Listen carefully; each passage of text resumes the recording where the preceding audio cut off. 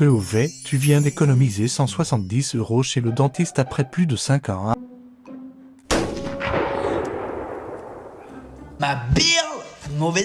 Mauvaise idée d'avoir enlevé ce fil de contention. Déjà, premièrement, parce que l'instrument, il est pas stérile. On sait pas trop combien de temps il a traîné dans la trousse à outils. C'est... Bonjour la gingivite qui va débarquer derrière, à l'arrière des dents. Et puis deuxième chose, quand on arrache un fil de contention, il y a toujours un peu de colle qui reste collée à l'arrière des dents.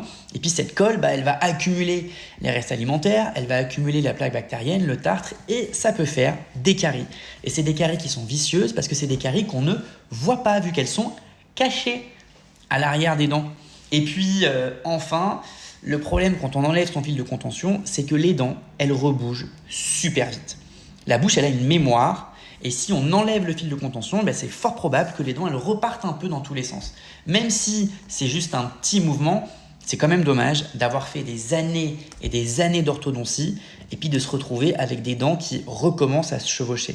Donc moi, ce que je te conseille, c'est d'aller chez le dentiste, d'aller polir pour enlever la colle qui reste à l'arrière des dents et puis ensuite, ou de faire une contention de nuit, une gouttière qu'on met que la nuit, comme ça il n'y a pas de fil et t'es tranquille, ou de faire reposer un fil de contention avec de la colle qui est bien lisse pour éviter l'accumulation de plaques bactériennes et du coup le développement des caries. Faudrait que j'en fasse reposer du coup.